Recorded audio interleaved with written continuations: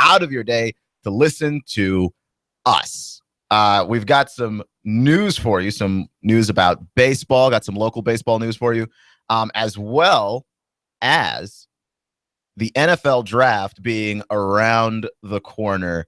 What does that mean for a lot of top SEC prospects? And also Jay Cutler, who we like, right? Like, we want to like Jay Cutler. The amount of people that I know here in Chattanooga who we just root for Jay Cutler. He's from Vanderbilt. He's right up the road. But Jay Cutler is one of those guys that it's really difficult to like him. It's really difficult to like him. And it's crazy because if Jay Cutler had a better personality, I mean, a marginally better personality, Jay Cutler would be on a football team right now.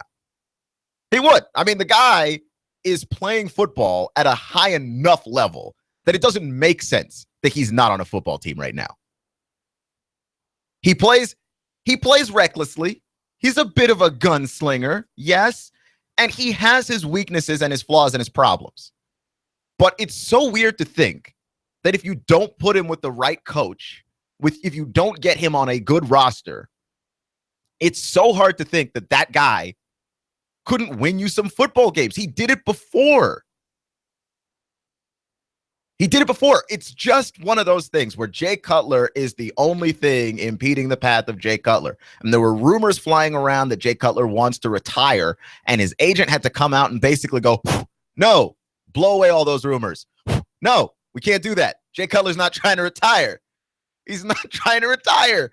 And the issue with that is, ultimately, if the Jay Cutler is not trying to retire, how bad is it that your attitude is that people are trying to dump on you retirement? It's Jay Cutler's body language and his posture and his attitude. He gives off these vibes that he doesn't care, right? And that is hurting him, all right? It's hurt him his whole career. He's like the one guy that you can point to that simply because he doesn't smile when his teammates do a good job. He doesn't seem bothered by all of the interceptions that he throws, and he has thrown a lot, right? Like, he doesn't seem fazed by any of it. And there's a thing about it where it's like, okay, there's a threshold for how unfazed you can be by things, right? When you look at a guy who's unfazed by mistakes that he's made, when you look at a guy who's unfazed by the situation, the pressure of the moment, that's good. You know, that's what you like. But Jay Cutler's taken that too far. And that's just one of those things where, like, any good quality in excess is then a bad quality, right? Like, you can be nice, but you can be so nice that people walk over you. You can be strong, but you can be so strong that you're actually hard-headed and you don't listen to anybody. Jay Cutler has ice water in his veins. He's absolutely cool in pressure situations, but Jay Cutler is too cool. And it looks like he's not bothered by a lot of things that ought to bother him. And more so than anybody, it looks like he's not bothered by the fact that he's currently not on an NFL team, which he should be trying to do. And the NFL draft is this week. Teams are going to try and draft who they want. And if they draft the guy that they want, they don't need you. And I feel like Jay Cutler is the one guy. He's the one guy in the NFL that rumors about retirement would start, and they're absolutely not true. Because he just comes off as a guy that, yeah, he could walk away from the game. Jay Cutler could walk away from the game, and it wouldn't be the most shocking thing. Like, if the Jay Cutler retirement rumors wound up being true, I can't tell you that I would be shocked. I can't tell you I'd be shocked. He seems like a guy who could walk away from the game, and nobody wants that. Absolutely nobody wants that. There isn't a person around who's like, yep, that's what I want, a guy who can walk away from this thing.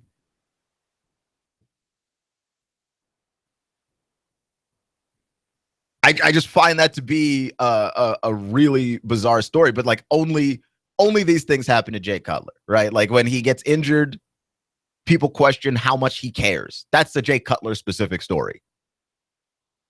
When Jay Cutler makes big mistakes that cost his team in games, people wonder how much he cares. That's a Jay Cutler specific story. Like nobody else is having these problems. Nobody's asking these questions about Andrew Luck or even guys that like aren't great quarterbacks, right? Like no one's asking these questions of Blake Bortles. Marcus Mariota's quiet. No one's asking if Marcus Mariota cares. It's a Jay Cutler problem.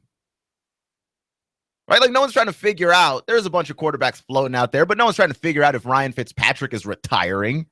Though he easily could. He easily could and we wouldn't notice. I'm not asking if Ryan Fitzpatrick is retiring. We're asking if Jay Cutler is retiring. And it's because the guy's got a bad attitude. And you can have a bad attitude if you're good. Like that is the caveat there. Not even if you're good. You can have a bad attitude if you're great. If you're not the best. If people talk about Aaron Rodgers' attitude all the time. Like Aaron Rodgers allegedly doesn't have a great attitude. He's essentially Jay Cutler. He's equally as moody, not necessarily going to tell you what he's thinking, but Aaron Rodgers wins a lot, and he wins a lot of games that he really shouldn't win based on having a high level of talent and just being an incredible playmaker. So unless you're that, you don't get to have a bad attitude, right? Like if you are in any industry, right? Like if you're not the best teacher, you don't get to have a bad attitude. If you're not like the best lawyer at your firm and you have a bad attitude, you might be gone. And people might be asking questions about you that they seem to only ever ask about you. Like you might be the Jay Cutler of life. I'm not saying you are, but that's something you got to look out for. Because Jay Cutler has a bad attitude and he's a really good quarterback, but he's not good enough to overcome all of what he is, which is a person who pouts often, doesn't seem to care, and like teammates can't get through to him. And it's weird because like you've seen the things where Jay Cutler's sitting on the sideline and guys are yelling at Jay Cutler. His teammates are yelling at him and he seems unfazed. And you're like, is this guy a machine? Does he feel the desperation? Does he feel the angst? Does he feel what the rest of us are feeling? And I'm sure he does, but because he doesn't show it, nobody has an idea whatsoever. You know, and then he tends to be a fairly snarky person as well. Like you gotta have a good attitude. Like most of us can't afford it. Most of us can't afford to have a bad attitude. Clutch with Keon Rose on AM 1240, 92.7 FM. We're also streaming on YouTube. Make sure to check us out. You can search this show and others. Right? The NFL draft, right around the corner. And a lot of things are being shaken up as far as the free agency part of it goes. Adrian Peterson got the memo that I was just talking about, which is if you are a free agent, don't let a team fill a need without you. Right? If you're a team, you want to wait until after the draft to sign free agents. If you're a free agent, especially a guy that you're not sure how much you can get signed for and what is available for you, you go ahead and you sign with a team before they fill a position of need with a guy that they're going to pay a fraction of what it costs to pay you. Adrian Peterson signed with the New Orleans Saints today. I questioned whether or not that was a particularly good fit, given that what the Saints do is throw the ball, and then throw the ball. But maybe this is a good fit because Adrian Peterson is a fantastic football player, one of the best running backs that's ever lived. And he's a guy that probably believes he can be a workhorse still. He probably believes he can carry, about 19, 25 times a game. He probably still believes that. He probably still believes that he can score 11, 12 touchdowns in a season. He probably still believes all of these things about himself. But he's 32 years old, and at that position, most teams don't believe that about you. Doesn't matter how much self-confidence you have. Most teams don't believe that about you. At 32 years old, we don't know what it is about running backs, just the beating and the wear and tear. The engine block drops out of the car. Like you don't get any more mileage from a running back any longer once he reaches 30. Adrian Peterson's pushing it at 32. He hasn't been able to stay healthy for a complete season. And even though Adrian Peterson probably believes in his heart he can be a workhorse, Adrian Peterson's not a workhorse anymore. He's a 32-year-old running back.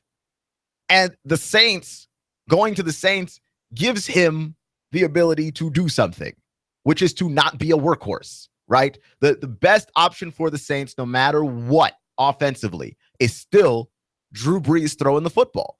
It always has been. It always will be. Drew Brees is one of the most accurate quarterbacks in the history of football. Your best option is that guy with the ball in his hands. And so the Saints have never really relied on a running game. But the fact of the matter is, they're going to have to shift that way. Drew Brees is getting older. They don't necessarily have all the weapons that they've had in years past. The Saints could really use a guy like Adrian Peterson, and Adrian Peterson could use a team that's not going to have him on the most important possessions running the ball. Right? Like they're not going to ride him. He's going to have plays off. They also have Mark Ingram. So he's going to be splitting time with another back. Is Adrian Peterson getting paid anywhere near what Adrian Peterson wants to get paid? Of course not. The Vikings waived him because they were not willing to give him the $11-12 million that they were due to pay him. So they moved on from him, and he ends up signing a $7.5 million deal here with the Saints. But Adrian Peterson could be enough of an impact to change the way the NFC South looks, because that division is already tough. You've got the Panthers, who had a down year last year, and I can't imagine the Panthers have a down year again if they address their running issues that they had last year, and if Cam Newton comes back healthy from surgery. I can't imagine that team is that bad again. I can't imagine that the Buccaneers basically toil away in obscurity. The Buccaneers are going to try and take a leap here. Every year that Jameis has been there, they've gotten a little bit better and a little bit better and a little bit better. The defending NFC South champions, the Atlanta Falcons, they're going to try and repeat what they did last year. And it's going to be tough because they did get a lot of games against the Saints where the Saints just did not belong on the same field with them. They did get a game against the Buccaneers, where the Buccaneers didn't know how to win late, and here come the Falcons, and they take the game back. They did get a couple of games from the Panthers where the Panthers just cannot seem to find a way to run the football. And look, you got Cam Newton as your quarterback. Running the football better be a big, big part of what you do. If you can't run the football and Cam's your guy, you've got problems. You've got serious problems. That's when they play their best football. And they didn't have that last year, and the Falcons got a couple of wins off of them. The NFC South is bracing to be a sneaky great division of football, and it's going to be in large part because if you give the Saints some way to possess the football, right, run some time off the clock, you make that team more dangerous. And then with the growth of Jameis Winston, that's about to be a really good division of football. Adding Adrian Peterson down here, this thing is about to get loaded. This thing is about to get seriously loaded. And I don't understand necessarily why other teams didn't take the bargain, I guess, on Adrian Peterson. It's like, if all you're paying Adrian Peterson is $7.5 million, look, that to me is perfectly serviceable. Like, what would you pay for Adrian Peterson? You don't know how much he has in the tank, but you're paying him a fraction of what he wanted. Right, I think only $3.5 million of the money is actually guaranteed off the top. So it's not, you're not paying him hardly anything, really. I mean, it's not much. It really isn't much. The Adrian Peterson gives the Saints another dimension to play in that they simply did not have. right? And you combine that along with Drew Brees. If they get a good draft, they're going to have to shore up some things defensively. You just can't be that defensively porous and expect to win football games. But that helps their defense. Adding Adrian Peterson helps their defense. Holding onto the football, keeping your defense off the field long enough for them to catch their breath helps your defense. I think the Saints had way too many short possessions last year, but that's because they throw the ball so much. And it wasn't for a lack of trying. Like, they tried to run more. They really, truly, honestly did try to run more.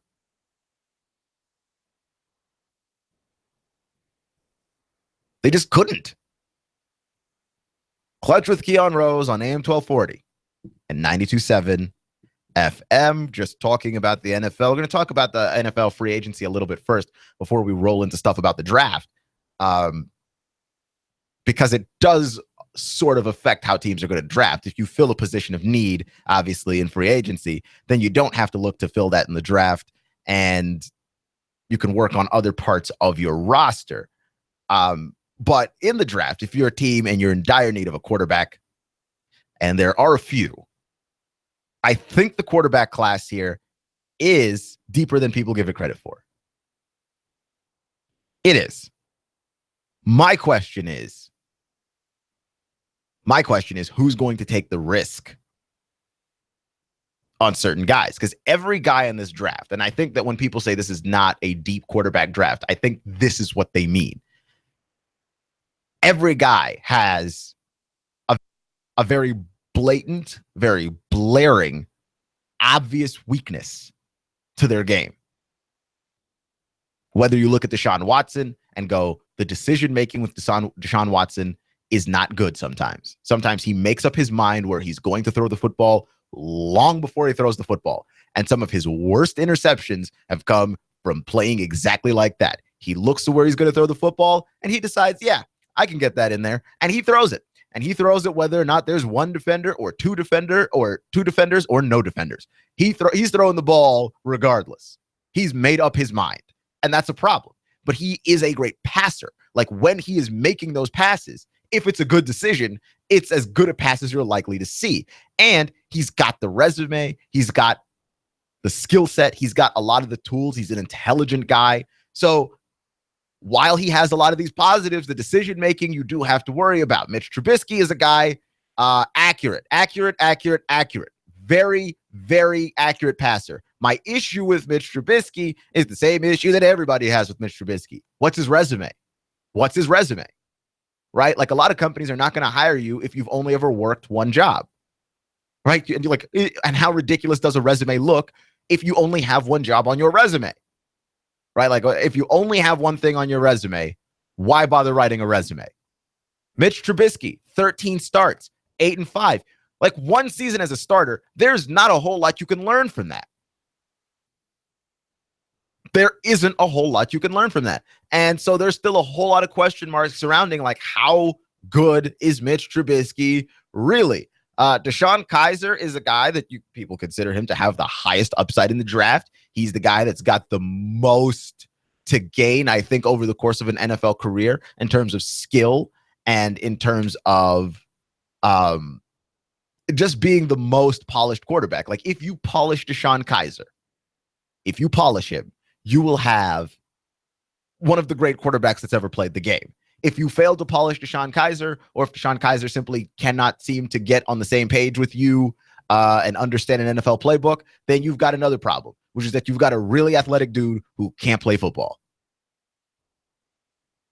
Like, how good Deshaun Kaiser is just an absolute mystery. Just an absolute mystery. Then you got a guy like Brad Kaaya, who his positives are Brad Kaaya is another one of these super accurate guys. Really good decision maker, responsible guy, right? But Brad Kaaya is a pretty good quarterback, and the belief among many is that that's as good as it gets. Brad Kaaya is not going to get better than Brad Kaaya is, right? It's the whole Kirk Cousins thing. This is what you have. You have a guy who's a pretty good quarterback. If you can build a team around that guy, you'll be fine. If you can't build a team around that guy, you're done. You've essentially drafted a man who will be a backup for the rest of his life. So a lot of interesting directions that people can go with these quarterbacks. I'll talk to you about how what I think the Titans should do and what I think the Falcons should do in this year's NFL draft coming up on Thursday. Clutch with Keon Rose on AM 1240 and 92.7 FM.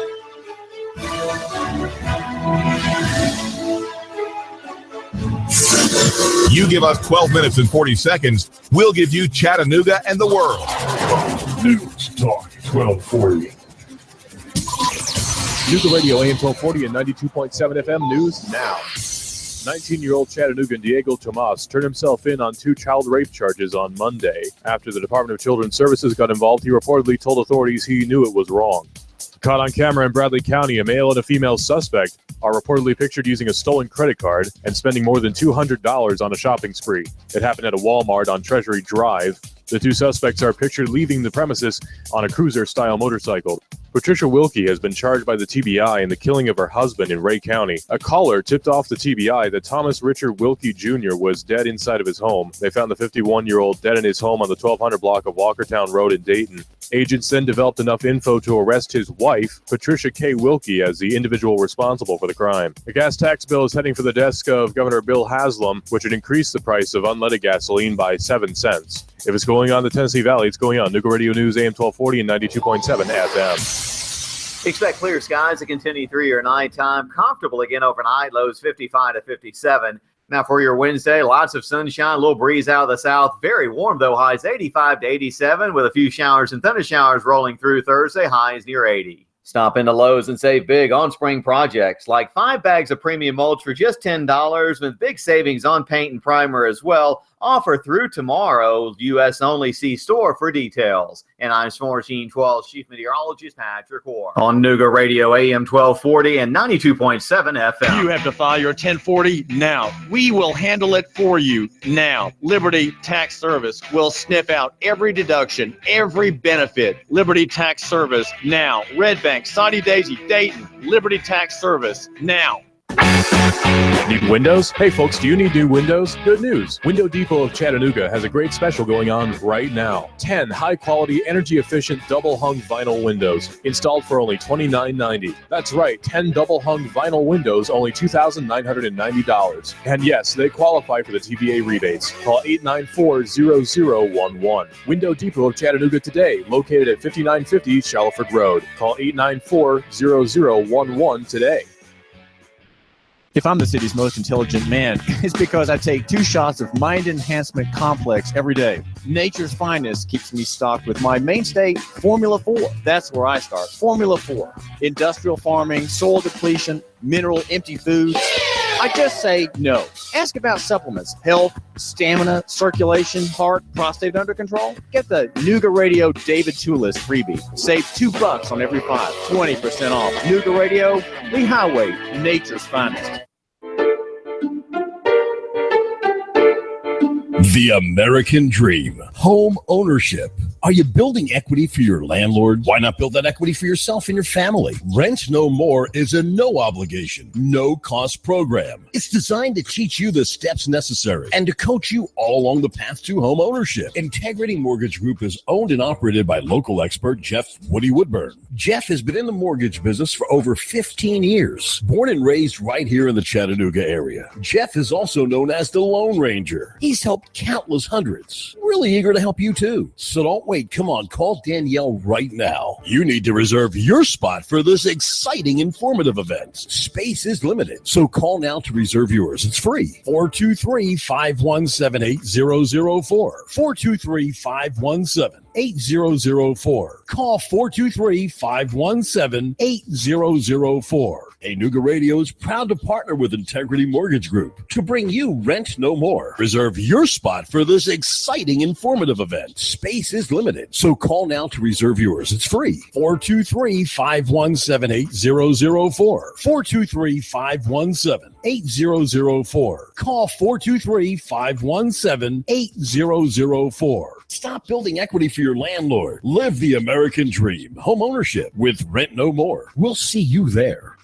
I have the best steak selection in town. Name of the business is Don's Meat Shop, and I'm Donnie Raines. Just ask for Donnie. I make over 20 different types of sausages. Most of them are great for grilling. We have the best selection, best quality. We have the hard-to-find items. Don's Meat Shop. Here comes the bride, here comes the bride. She's walking down the street. And she's wearing a stunning diamond ring that's a fraction of the cost that her man would have paid at one of those overpriced mall jewelry stores. Rick Davis has a plethora on quality diamonds and gold rings, and he wants to pass the savings on to you. Did I say plethora? How about overabundance? That's right, an overabundance of gold and diamonds. So before you decide to get crazy and pay full retail on an overpriced piece of jewelry from one of those cookie cutter mall jewelry stores, come on out and see Rick Davis Gold and Diamonds. Top quality gold and diamonds at a fraction of the cost. Enter marital bliss with an engagement and wedding ring from Rick Davis. Hey, he'll also buy your gold and diamonds with cash, and more cash. Rick Davis Gold and Diamonds, Brainerd Road, Chattanooga. And there goes another happy bride. You give us 12 minutes and 40 seconds, we'll give you Chattanooga and the world. News Talk 1240.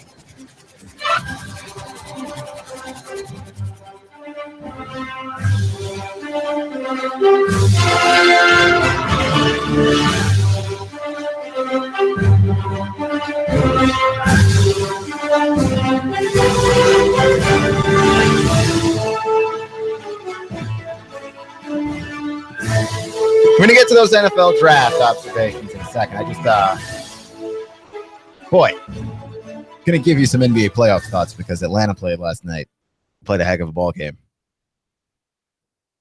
Never really in danger from the Wizards. And I think that this is an interesting thing to realize because when we look at the NBA, it mirrors football in a lot of ways, right? Football at every single level, we talk about the diminishing of the running back. The running back doesn't matter the way that the running back used to, right? There's a reason why a guy like Adrian Peterson, who has not actually really shown decline in his career, there's a reason why that guy is struggling to find a team and is having to go with the New Orleans Saints.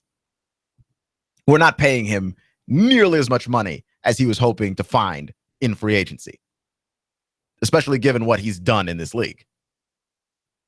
But he's as a running back, the role of that position has diminished. You could argue, right? And people have argued this in the NBA, that the NBA equivalent of the diminished running back is the diminished big man. And this is for college as well, right? Like, you don't need big men as much as you used to. All the stars in the NBA are guards. You could find a number of intensely talented guards.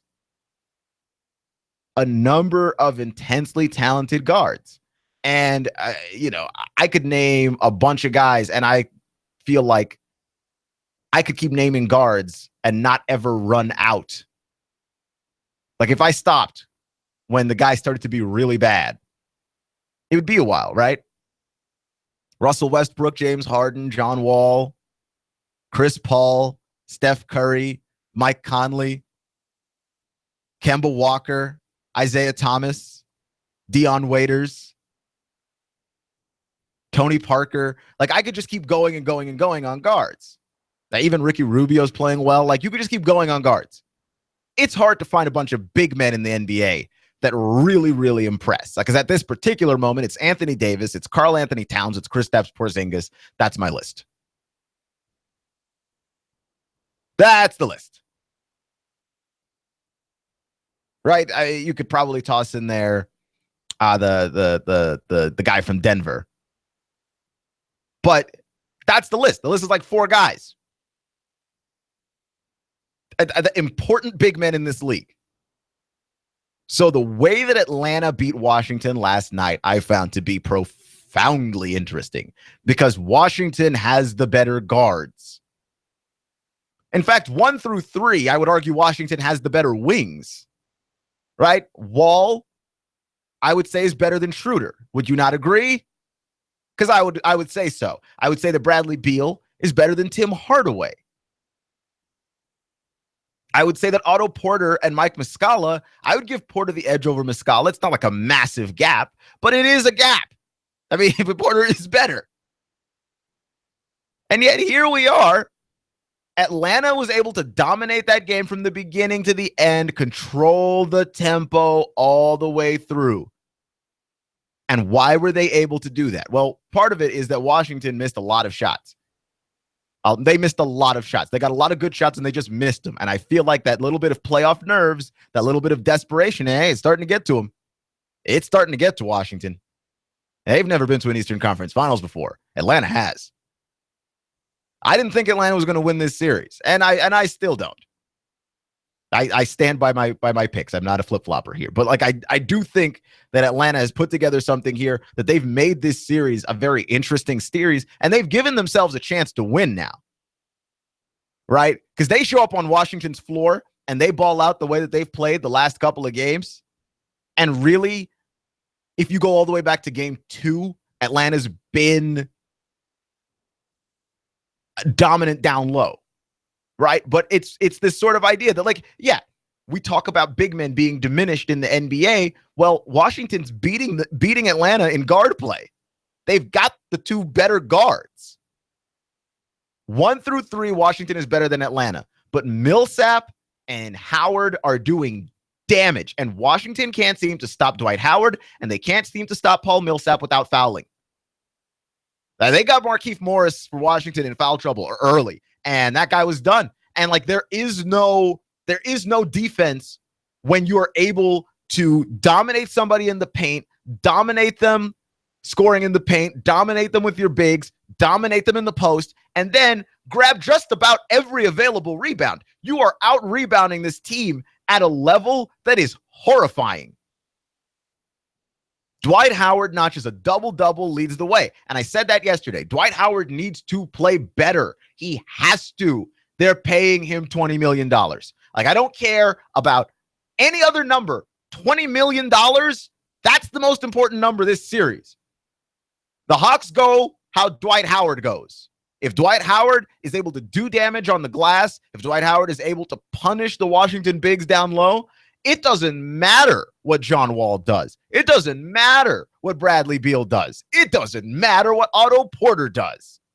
If Paul Millsap and Dwight Howard punish Washington inside, and right now Dwight Howard and Paul Millsap look much better than Markieff Morris and Marcin Gortat. Yes, they do. You keep doing that. That Atlanta wins this series. I can't imagine that Scott Brooks and Washington don't have an adjustment for this, but I don't know. It's become Atlanta won the rebounding battle the second half of game 2, game 3, and game 4, and there's still been no adjustment from Washington. I can't imagine that there is no adjustment for the Wizards, but at the same time, if there was an adjustment to be made, maybe they've made it already. And it's just not working. Because that's where we're at with playoff basketball, man. This stuff is all about adjustments. This stuff is all about, I know what you're going to run. You know what I'm going to run. I'm trying to figure out where my edge is on you. I'm trying to figure out how to create mismatches. And let me tell you, Dwight Howard finally showed up for this series, and there's a mismatch. Where he is, there's a mismatch. I didn't know that Dwight Howard had that in him. I said what Atlanta needed to play with is heart. They found it. They absolutely found it.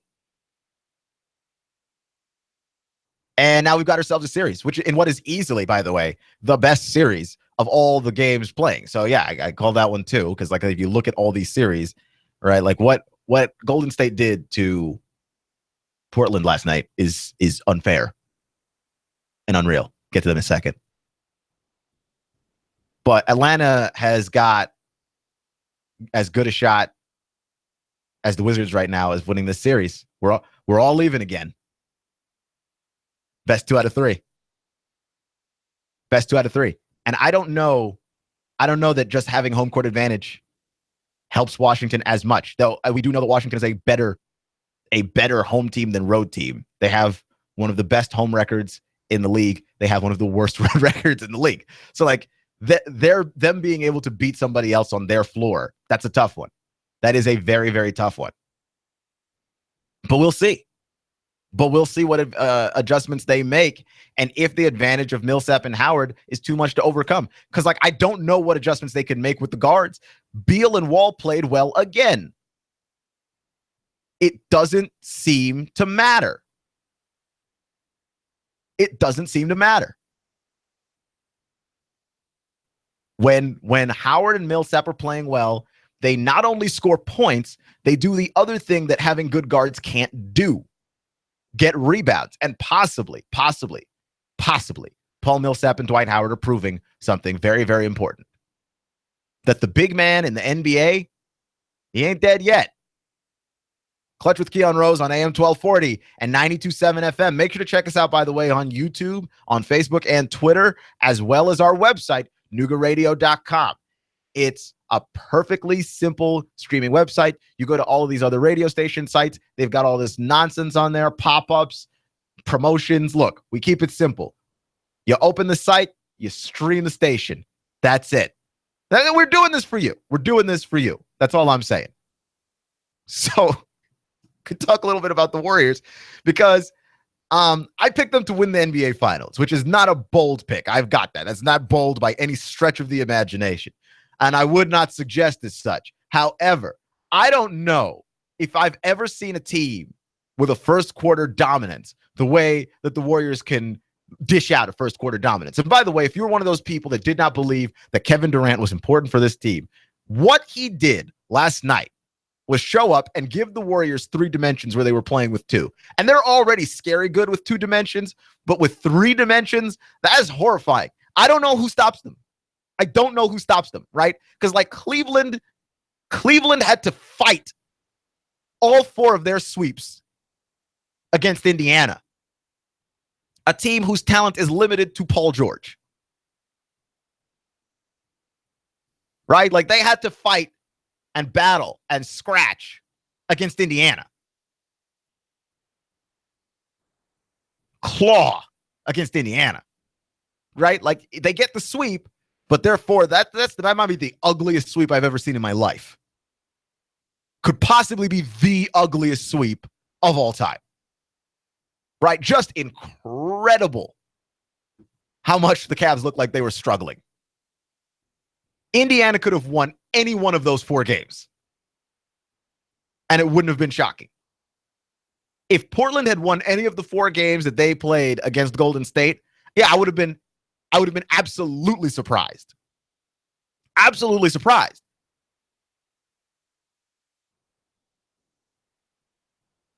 Golden State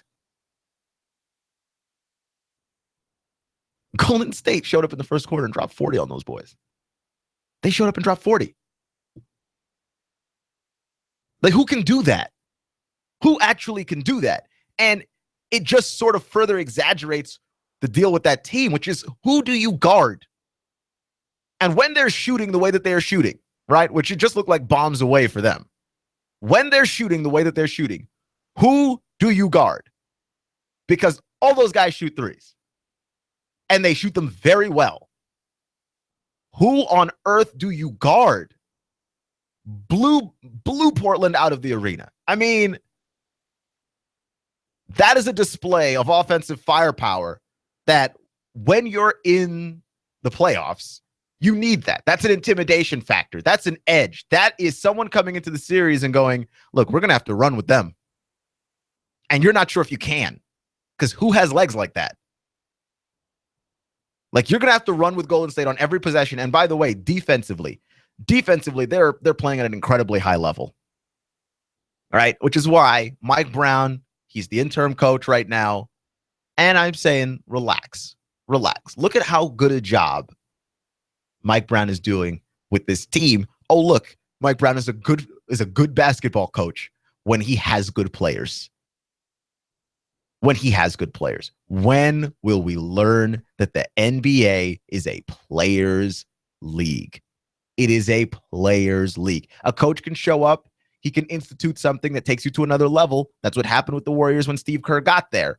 But when you have great players, okay, it's a little bit easier to be a basketball coach. And what is the one thing that Mike Brown has never had? Coaching.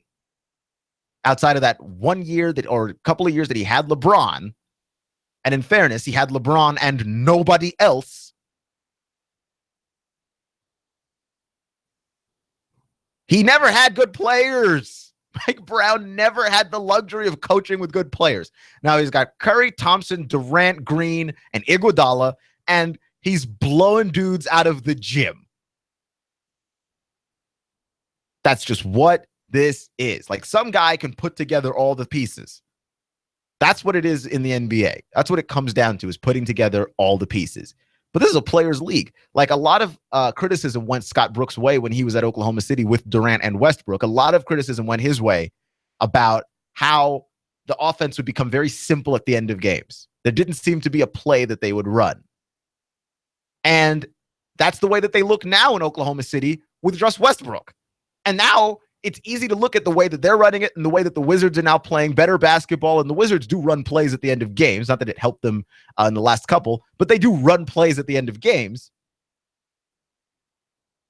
It was Westbrook. Westbrook is the reason why you don't run plays at the end of games. He's not interested in that. It's a players' league. A coach can only be as good as the players that you give him. Mike Brown never, ever had good players. And Mike Brown's time with the Lakers was disastrous, not because Mike Brown was a bad coach, but because the Lakers were a bad team. And oh, look, Mike Brown is coaching in the playoffs, and Mike D'Antoni is coaching in the playoffs, and the Lakers are not in the playoffs. What does that tell you? Honestly.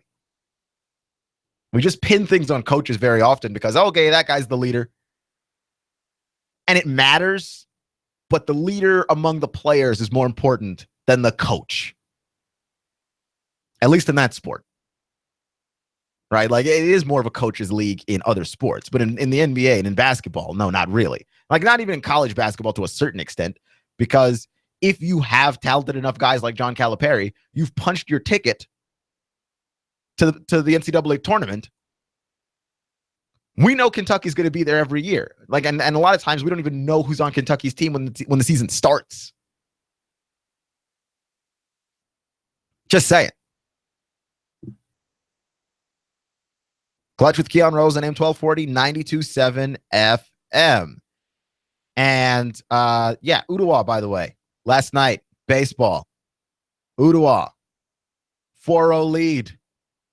They got a first-place tie in Division I in District 5 AAA. First-place lead. Got it. They played Walker Valley last night. Got a 4-0 victory.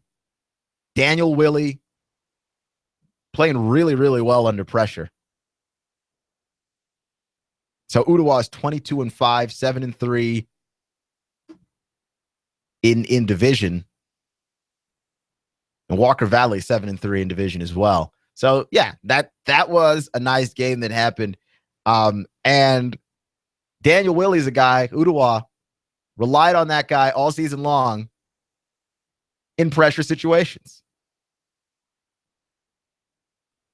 This from the Times Free Press. Coach Brian Hitchcox said he's always been a big game pitcher for us. He's always come up in big spots. We had a lot of confidence in him going into today, and I thought he pitched well, which he certainly did. I mean, to get a shutout in a situation where you had to win that game.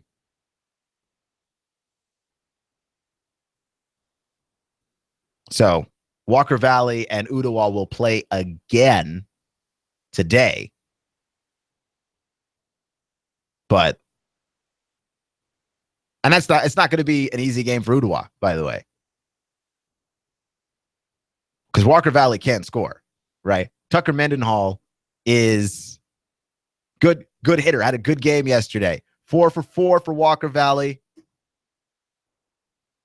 Just wasn't enough to get on the board. But when they come back today, you do expect a certain level of bounce back. So Ottawa, Walker Valley, that's a big game in the district. Clutch with Keon Rose on AM 1240 and NoogaRadio.com. I also want to talk a little bit later about Dale Earnhardt Jr. Dale Earnhardt Jr. is one of those guys that's leaving NASCAR that you recognize. I'm telling you, everybody you recognize is retiring or going away, right? Last year we had Jeff Gordon.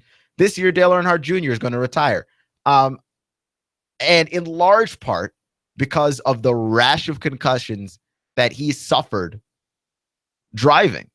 And I don't know why we only ever seem to pin concussions and head injuries on football.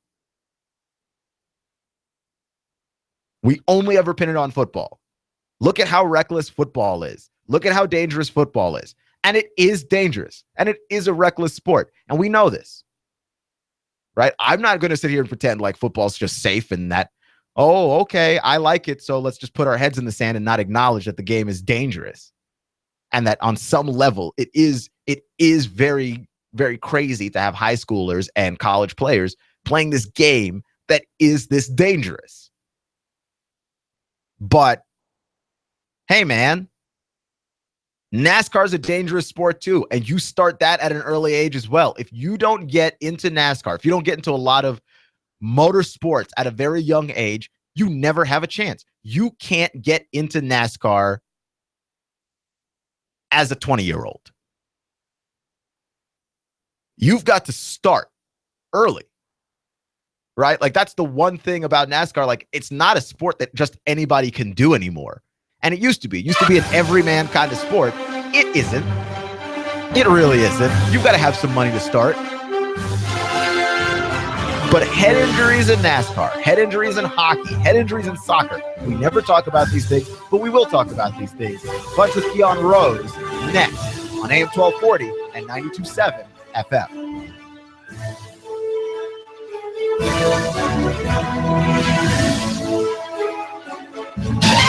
Truex Jr. is off the pace and he is headed to the pit lane. And Elliott Powers around the outside. Michael McDowell drops the right front tire. Here's Martin Truex to the bottom. Blaney blocks him off too. Meanwhile, Chase Elliott went 4 wide on the back straightaway. They're side by side for the lead. Hear it live on Chattanooga's official NASCAR radio station. Fox News Talk 1240. The voice of NASCAR. Chattanooga's best kept secret, Boyd Speedway. Come see the fastest dirt late model drivers in the South compete for a purse every Saturday night. Pit gates open at 3, grandstand opens at 5. Racing starts at 7. Bring the whole family for a night of fun as they tear it up on the dirt track. Go to BoydSpeedway.net and check out the Dirt Simulator. BoydSpeedway.DirtSimulator.com. Chattanooga's best kept secret, Boyd Speedway. Fun-filled, outrageous racing. We'll see you Saturday night. The Dirt Showdown #1 with limited late models, crate late models, sportsman, hobbies, street stocks. Boyd Speedway. Competent, kind, caring, knowledgeable, experienced, great listener, great negotiator, in touch, accessible. If these are the characteristics you want and need in a realtor, you want and need Thomas DeMoss of Keller Williams Realty. Thomas is a very gifted realtor who puts the client's needs first. Whether you're buying or selling a home, Thomas is the realtor of choice. Thomas will help and guide you through each step of this very important process. For many of us, the purchase of a home is one of our largest investments and most important family and financial decision. Let Thomas use his 10 years of experience in the Chattanooga real estate market to give you the advantage you need when buying or selling a home. Buying a house? Thomas can help you navigate the emotional and somewhat anxious process of buying a home. For those of you who want to sell a house, Thomas uses his marketing and negotiating experience to help you sell your home for top dollar. Thomas is a local resident, raising his family here in Hamilton County. He knows the area very well. For many agents, real estate is a job. With Thomas DeMoss, it's a passion and what he loves to do. Call Thomas today for a no-obligation consultation. He makes the process as simple as possible. Call 423-364-0028 and visit his website, northriverpropertygroup.com.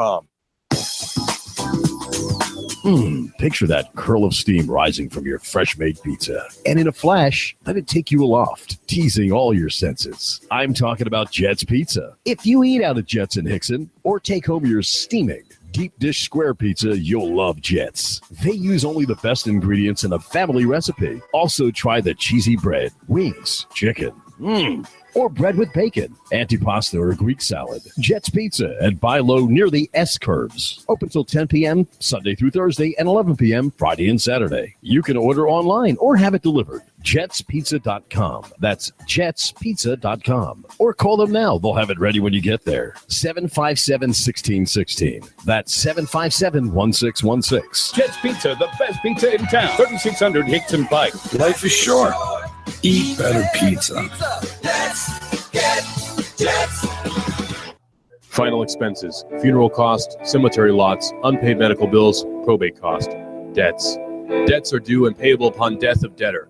Will these costs produce a burden and hardship on your loved ones? Who will be responsible? How will they handle them? These costs can total many thousands of dollars, only compounded greater with the grief of losing a family member. A safe and secure way to provide for these costs is with an affordable life insurance from Covenant Group Insurance and Financial Services. Covenant Group is a local company with local agents. Covenant Group still makes house calls. Covenant Group only represents A-rated companies. With many options to offer, Covenant Group can accommodate almost any budget. Great discounts for good health and plans available for impaired risk. Call today for a free, no-obligation consultation in the convenience of your home. Call Steve or Jada at 423-855-8484. Call today, 423-855-8484.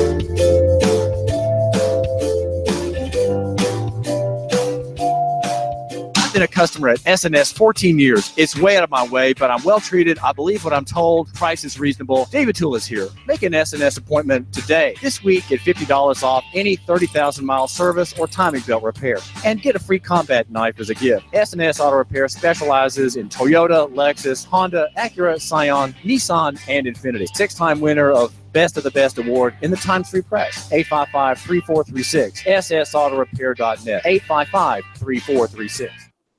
Need a tiller to get things going for the spring? Spiff up your porch, maybe your deck? Come on by and get a pressure washer at Action Rental. Family in town, need some tables and chairs for an event? Come on by and see us. Action Rental. This is Dan at Action Rental on Lee Highway. Come by and see me. Action Rentals.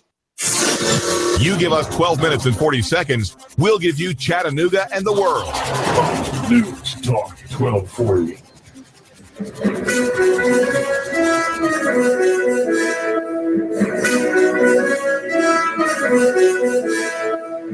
WBLZ HD4 in Noah, W224AZ Chattanooga, WSDT Saudi Daisy Chattanooga. Can't have strings attached for government money sent to these cities. A legal setback for the president on sanctuary cities. Record day for the NASDAQ and the Dow jumps by triple digits again. If you're not making money these days in the market, take a look in the mirror. This is the CBS World News Roundup Late Edition. I'm Dave Barrett. New conditions cannot be imposed by the president on federal money that would go to sanctuary cities. That's the decision by a federal judge in San Francisco, and, says CBS's Steve Futterman, the ruling for the moment blocks any attempts by the Trump administration to withhold federal funds from so-called sanctuary cities. The ruling was made by U.S. District Judge William Orrick III, who was an Obama appointee. He said the White House order targeted broad categories. In putting a block in place, the judge said it's likely challengers of the Trump order would be able to prove it to be unconstitutional. The administration could still challenge the ruling by taking it to the Ninth Circuit Court of Appeals. CBS senior legal analyst Andrew Cohen. This isn't a ruling on the merits. It's a ruling similar to the ruling in the travel ban case or even in the Obama-era immigration cases that freezes in place a status quo while the litigation unfolds. And the question now is whether the federal appeals courts, including maybe the U.S. Supreme Court, are willing to allow the policy to be blocked for a year or maybe longer as the case plays out. As for that costly border project designed to keep out illegal immigrants, the president says there should be no question. We're going to have the wall built. I mean, I don't know what people are talking. I watch these shows and the pundits in the morning. They don't know what they're talking about. The White House has signaled the president would be willing to sign a bill that doesn't include his full request for the wall this fiscal year. Aides suggest planning can continue without it. Mr. Trump maintains construction will start soon. We have plenty of time. Got a lot of time. Stephen Portnoy, CBS News, the White House. CBS's Bill Rakoff says the influx of illegal immigrants to this country might not be as big as you think. The nonpartisan Pew Research Center released survey data from 2015 that shows the number of Mexicans in the United States illegally was down by almost 1 million over a 6-year period. Researchers say the data runs counter to the rhetoric that the Trump administration has been using to justify the proposed border wall with Mexico. Wall Street today, NASDAQ hits a record. The Dow jumps. Business reporter Jason Brooks. How come? Strong corporate earnings are getting a lot of credit for the buying, with McDonald's, Caterpillar, and DuPont all providing a boost. NASDAQ closed at a record high 6,025 after a gain of 41 points. The Dow rose 232, closing at 20,996, and the S&P gained 14 points. At Russell Investments, Stephen Wood is chief market strategist. The sentiment in the market is one of optimism about tax reform, some regulatory reform. And experts say that this might just continue. Now this. Are you paying too much for term life insurance? I'm Jim O'Connor, independent life insurance agent specializing in term life insurance. There's been a price war between the major life insurance companies. If you've had your term life policy more than 2 years, you may be paying too much.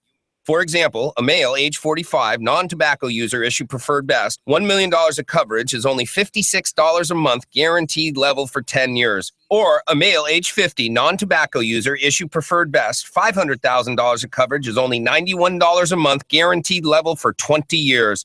The life insurance industry is going through exciting changes. Make sure you're not paying too much for your term insurance. For new or replacement term life insurance, call for a free quote. 800-799-0903. That's 800-799-0903. Don't pay too much for your term insurance. Call 800-799-0903 or visit my website at term22.com. That's term22.com. Rates based on standard underwriting and may vary by state. Michael Flynn was President Trump's national security advisor for a short time this year until he was fired. But before that, payments from Russia were made to Flynn back in 2015. His consulting business received more than $500,000 from a firm with ties to Turkey's government. CBS's Steve Dorsey says Congress has questions about all this. House Oversight Committee Chairman Jason Chaffetz says Flynn, a former Army officer, was barred from accepting payments from foreign governments. One of the remedies is to recover the money that was paid. Chaffetz says Flynn could be criminally prosecuted. Top Democrat Elijah Cummings wants the White House to make public documents on Flynn's payments and security clearance. I believe these documents should be declassified to the fullest extent possible. Next month, a Senate panel will hear testimony from former Acting Attorney General Sally Yates, who played a role in Flynn's firing. You're listening to the CBS World News.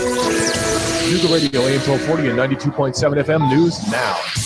19-year-old Chattanoogan Diego Tomas turned himself in on 2 child rape charges on Monday. After the Department of Children's Services got involved, he reportedly told authorities he knew it was wrong. Caught on camera in Bradley County, a male and a female suspect are reportedly pictured using a stolen credit card and spending more than $200 on a shopping spree. It happened at a Walmart on Treasury Drive. The 2 suspects are pictured leaving the premises on a cruiser-style motorcycle. Patricia Wilkie has been charged by the TBI in the killing of her husband in Ray County. A caller tipped off the TBI that Thomas Richard Wilkie Jr. was dead inside of his home. They found the 51-year-old dead in his home on the 1200 block of Walkertown Road in Dayton. Agents then developed enough info to arrest his wife, Patricia K. Wilkie, as the individual responsible for the crime. A gas tax bill is heading for the desk of Governor Bill Haslam, which would increase the price of unleaded gasoline by 7 cents. If it's going on in the Tennessee Valley, it's going on. Nooga Radio News, AM 1240 and 92.7 FM. Expect clear skies to continue through your nighttime. Comfortable again overnight. Lows 55 to 57. Now for your Wednesday, lots of sunshine, a little breeze out of the south. Very warm, though. Highs 85 to 87 with a few showers and thunder showers rolling through Thursday. Highs near 80. Stop into Lowe's and save big on spring projects, like 5 bags of premium mulch for just $10 with big savings on paint and primer as well. Offer through tomorrow. U.S. only. See store for details. And I'm Sports Team 12 Chief Meteorologist Patrick Orr on Nooga Radio AM 1240 and 92.7 FM. You give us 12 minutes and 40 seconds, we'll give you Chattanooga and the world. News Talk 1240. I'm blowing everything up. We're starting over. I'm doing a new show. I want guys who push it to the middle of the table and go over the top. Take a risk, fail miserably. I'm right, and I'm not wrong, and I'll never back down. Conflict works. Allow it. It's The Herd with Colin Cowherd. Right here and everywhere. Noon Eastern. You give us 12 minutes and 40 seconds, we'll give you Chattanooga and the world. News Talk 1240.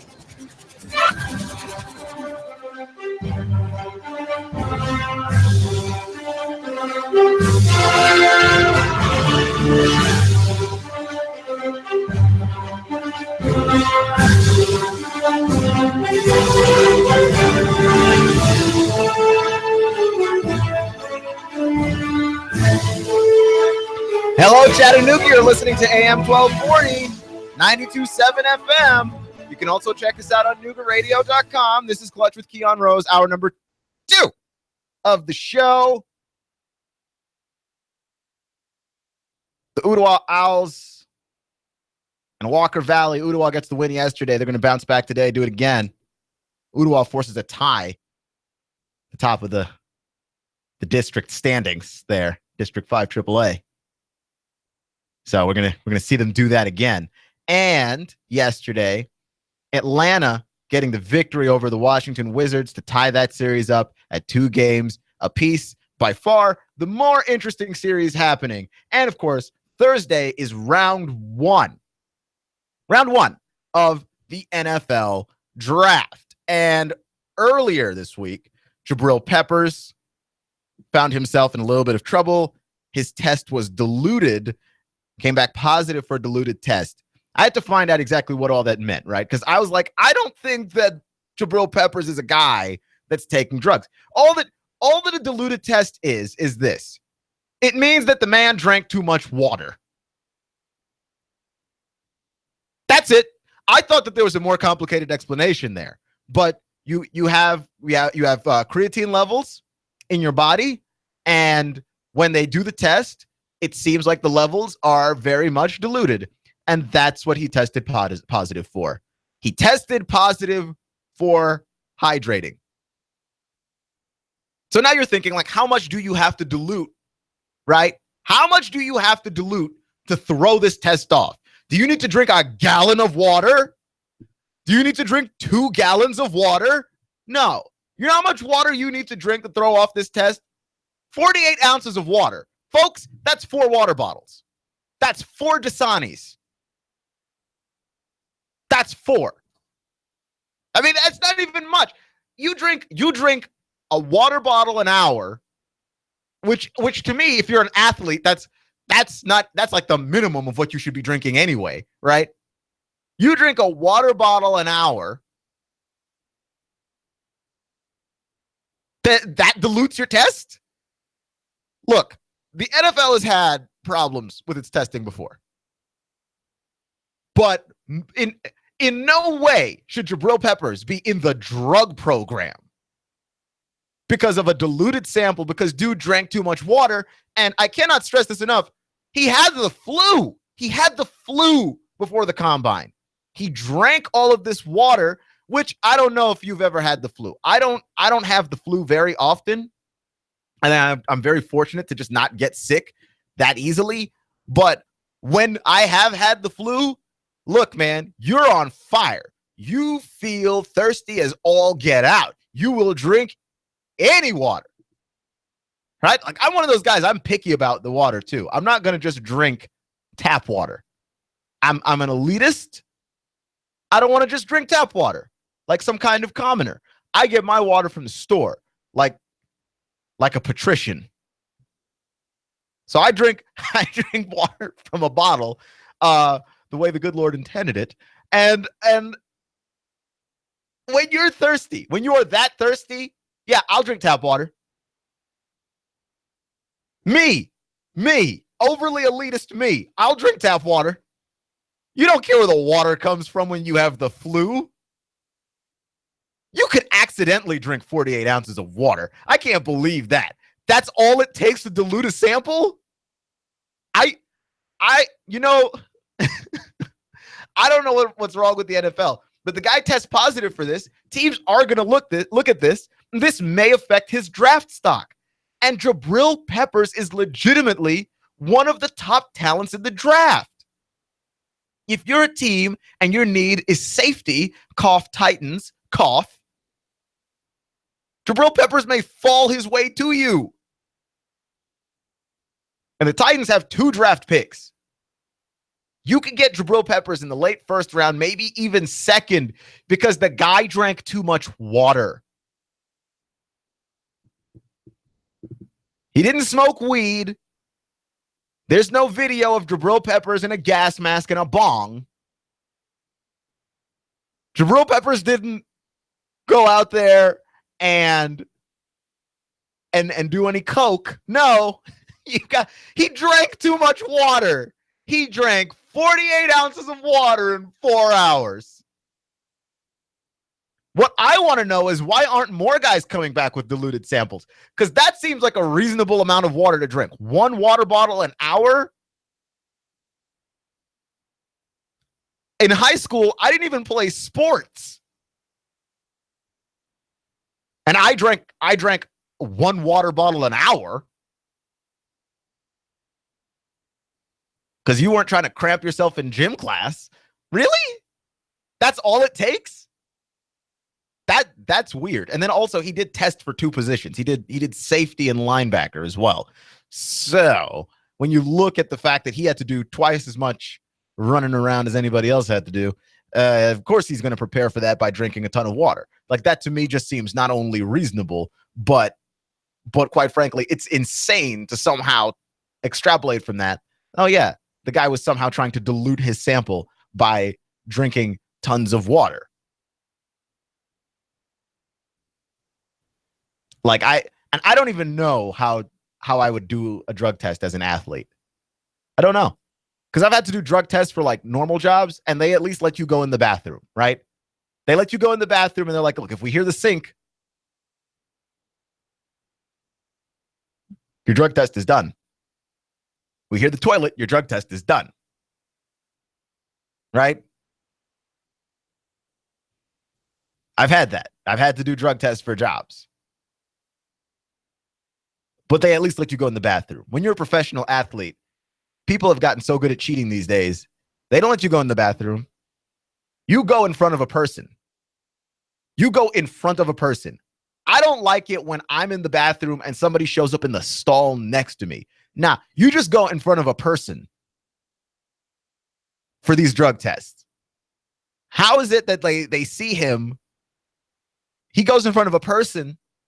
It's clear. Oh, you just drank a lot of water.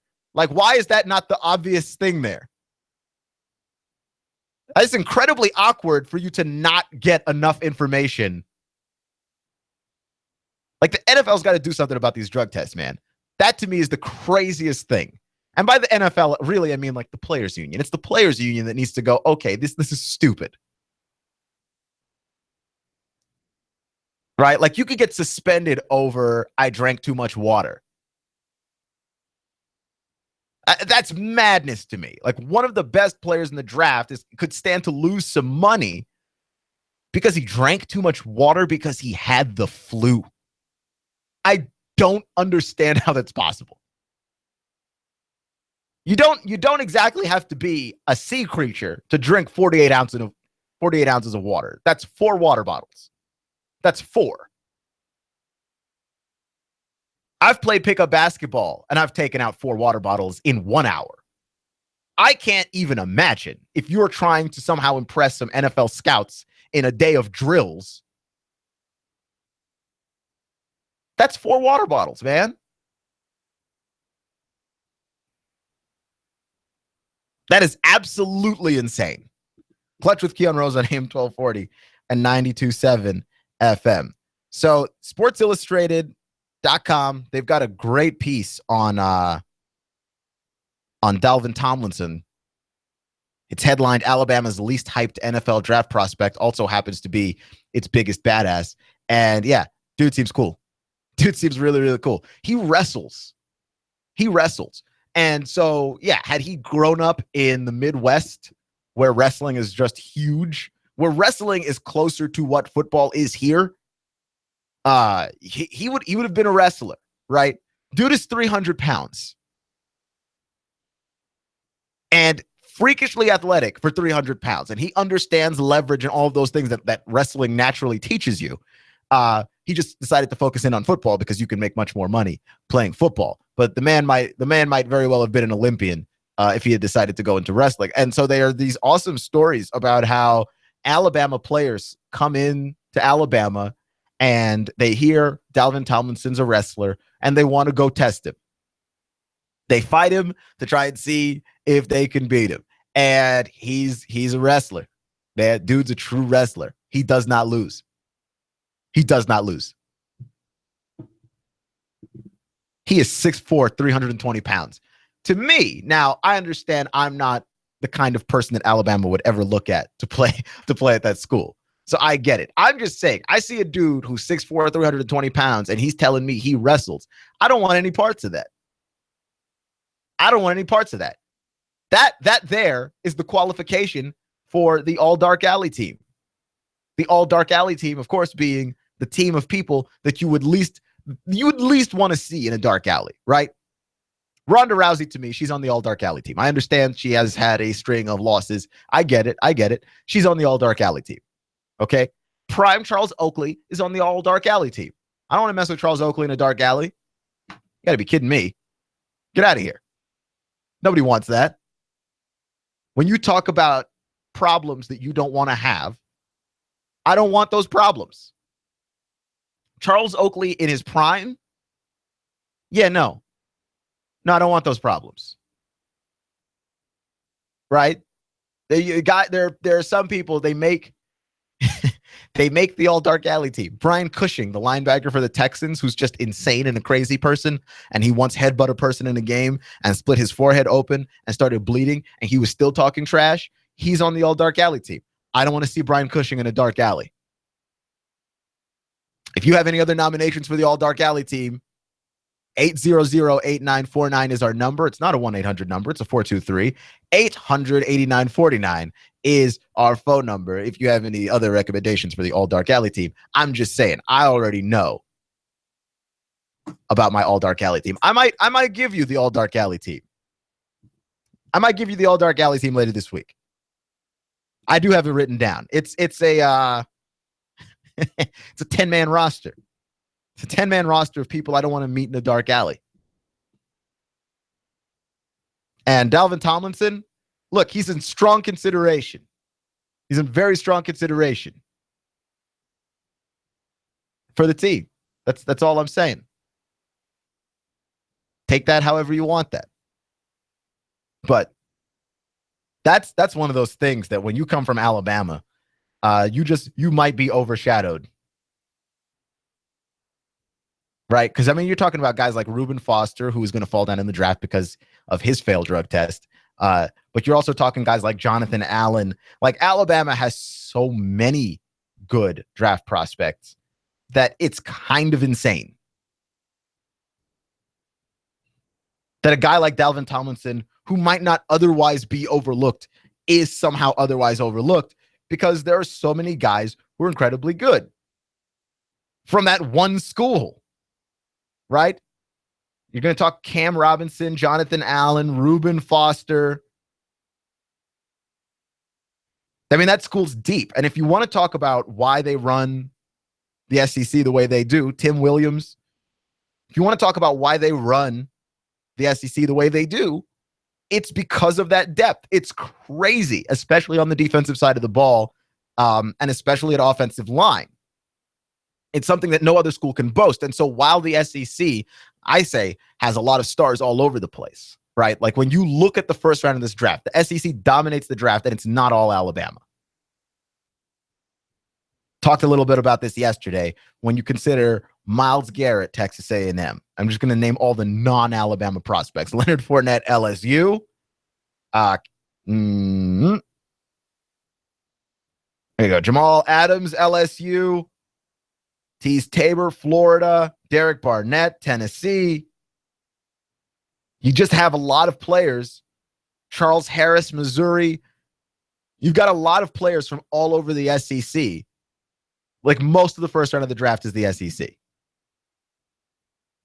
So how can it not be fun watching for you in the South?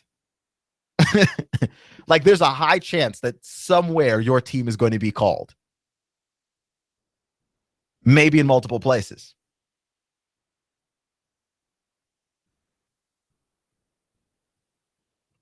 Like when you get invited to the first round of the NFL draft, do you just hang out with a bunch of guys that you know?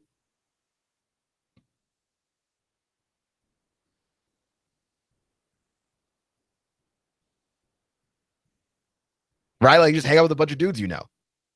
Because you basically play against all these people all the time. And there is a lot of Alabama here. That's not to say that there isn't. When you look at how deep Alabama is all over the place, even going to OJ Howard, who, by the way, is one of those guys, 242 pounds, 6'6", and incredibly athletic. If you're looking for a guy who could possibly have a Rob Gronkowski-like effect on a team, OJ Howard, to me, is that guy. That combination of size, where it just looks like a polar bear running down a football field, and then that combination of speed as well. And it's insane. It's just a bizarre combination to see. And OJ Howard, by the way, they did the weight-adjusted 40-yard dashes where they account for how heavy you are to try and figure out what your 40-yard dash is. Because it's easy for a guy like a John Ross. John Ross is the guy that that broke Chris Johnson's 40-yard dash time. It's easier for a guy like John Ross to break that time because John Ross is much lighter in weight. So combine being an explosive athlete with being incredibly fast, and you're going to have a combination to break that time. You're not going to be able to break that time if you're Myles Garrett, because Myles Garrett is just too heavy. It doesn't matter how explosive he is. So they've I don't know how they've calculated it, but they've adjusted your weight as such to try and figure out on a more level playing field who's the fastest person in the draft. Myles Garrett had the best 40-yard dash time adjusted for weight. The second best 40-yard dash time adjusted for weight was OJ Howard.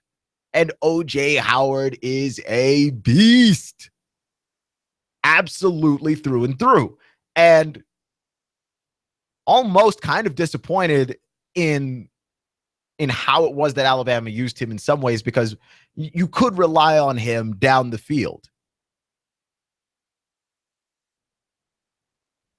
But Alabama didn't necessarily use OJ Howard as a passing weapon as much as they could have. Like another team would have used OJ Howard as a passing weapon a whole lot more than Alabama did.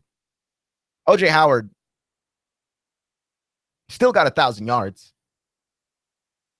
but like on the right team, that guy could be the equivalent of your Gronk. Seriously, you have a good quarterback and you give him OJ Howard. Like, for instance, like my ideal situation, since we've been talking about the New Orleans Saints all day because of the Adrian Peterson thing. If OJ Howard were to wind up on the New Orleans Saints, oh my gosh. Can you imagine giving Drew Brees OJ Howard? A guy as accurate as Brees, a dude who's 6'6", 240, amazing explosion, amazing athleticism, amazing speed. Yeah, if you give Brees that guy, the Saints aren't just good, they're brilliant. Oh, and by the way, he can block because he played at Alabama. He's not just a big guy with hands, which is what they had before, and they were amazing when they had Jimmy Graham. They had Jimmy Graham. Jimmy Graham's a big dude with hands, but Jimmy Graham's a horrible blocker. He's not a great blocker. OJ Howard's bigger than Jimmy Graham. I would argue a more explosive athlete. And he's a great blocker. So you don't have to use him on passing plays all the time.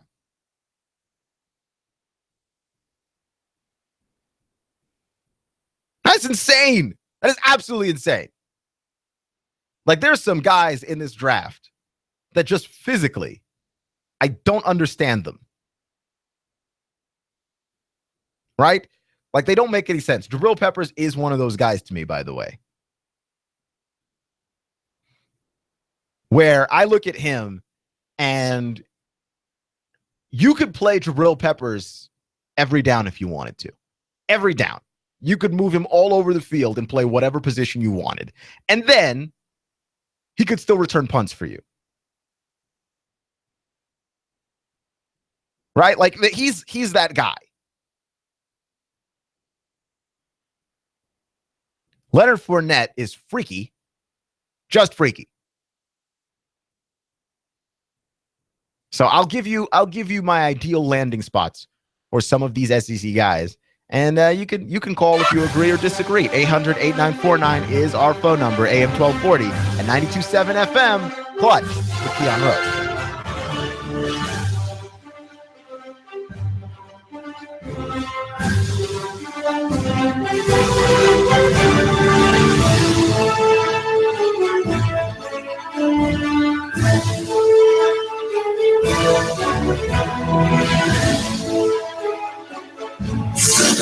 You give us 12 minutes and 40 seconds, we'll give you Chattanooga and the world. News Talk 1240. Nooga Radio, AM 1240 and 92.7 FM News Now.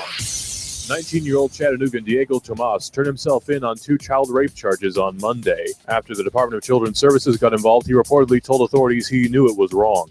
Caught on camera in Bradley County, a male and a female suspect are reportedly pictured using a stolen credit card and spending more than $200 on a shopping spree. It happened at a Walmart on Treasury Drive. The 2 suspects are pictured leaving the premises on a cruiser-style motorcycle. Patricia Wilkie has been charged by the TBI in the killing of her husband in Ray County. A caller tipped off the TBI that Thomas Richard Wilkie Jr. was dead inside of his home. They found the 51-year-old dead in his home on the 1200 block of Walkertown Road in Dayton. Agents then developed enough info to arrest his wife, Patricia K. Wilkie, as the individual responsible for the crime. A gas tax bill is heading for the desk of Governor Bill Haslam, which would increase the price of unleaded gasoline by 7 cents. If it's going on in the Tennessee Valley, it's going on. Nooga Radio News, AM 1240 and 92.7 FM. Expect clear skies to continue through your nighttime. Comfortable again overnight. Lows 55 to 57. Now for your Wednesday, lots of sunshine, a little breeze out of the south. Very warm, though. Highs 85 to 87 with a few showers and thunder showers rolling through Thursday. Highs near 80. Stop into Lowe's and save big on spring projects like 5 bags of premium mulch for just $10 with big savings on paint and primer as well. Offer through tomorrow. U.S. only. See store for details. And I'm Sports Team 12 Chief Meteorologist Patrick Orr on Nooga Radio AM 1240 and 92.7 FM. How about we change that to built in the USA? For over 21 years, Affordable Computers has been building computers right here in the good old USA, in Chattanooga, using the highest quality parts and components in every new computer they build. Tell us the exact system you need, we'll build it to your specifications. Or you can choose from a wide selection of our PCs and laptops, starting at under $200. All Affordable Computers are upgradable, guaranteed. Affordable Computers services their computers in store, typically within 1 to 3 days. And when you call, they answer the phone. You get support within minutes that you can understand. Affordable Computers of Chattanooga. And service and support extends for the life of the computer, not just for the warranty of the PC. So there's no reason to shop anywhere else. Call Affordable Computers now on Highway 58 Chattanooga, 423-499-1975. That's 423-499-1975. Or visit our Fort O store, 706-858-5888. You have to file your 1040 now. We will handle it for you now. Liberty Tax Service will snip out every deduction, every benefit. Liberty Tax Service now. Red Bank, Sunny Daisy, Dayton. Liberty Tax Service now. Need windows? Hey folks, do you need new windows? Good news. Window Depot of Chattanooga has a great special going on right now. 10 high-quality, energy-efficient double-hung vinyl windows installed for only $29.90. That's right, 10 double-hung vinyl windows, only $2,990. And yes, they qualify for the TVA rebates. Call 894-0011. Window Depot of Chattanooga today, located at 5950 Shalford Road. Call 894-0011 today. If I'm the city's most intelligent man, it's because I take 2 shots of Mind Enhancement Complex every day. Nature's Finest keeps me stocked with my mainstay, Formula 4. That's where I start. Formula 4. Industrial farming, soil depletion, mineral empty foods. I just say no. Ask about supplements, health, stamina, circulation, heart, prostate under control. Get the Nooga Radio David Tulis freebie. Save $2 on every 5, 20% off. Nooga Radio, the highway, nature's finest. I have the best steak selection in town. The name of the business is Don's Meat Shop, and I'm Donnie Raines. Just ask for Donnie. I make over 20 different types of sausages. Most of them are great for grilling. We have the best selection, best quality. We have the hard-to-find items. Don's Meat Shop. Here comes the bride, here comes the bride. She's walking down the street. And she's wearing a stunning diamond ring that's a fraction of the cost that her man would have paid at one of those overpriced mall jewelry stores. Rick Davis has a plethora on quality diamonds and gold rings, and he wants to pass the savings on to you. Did I say plethora? How about overabundance? That's right, an overabundance of gold and diamonds. So before you decide to get crazy and pay full retail on an overpriced piece of jewelry from one of those cookie-cutter mall jewelry stores, come on out and see Rick Davis Gold and Diamonds. Top quality gold and diamonds at a fraction of the cost. Intermarital bliss with an engagement and wedding ring from Rick Davis. Hey, he'll also buy your gold and diamonds with cash, and more cash. Rick Davis Gold and Diamonds, Brainerd Road, Chattanooga. And there goes another happy bride. You give us 12 minutes and 40 seconds, we'll give you Chattanooga and the world. News Talk 1240.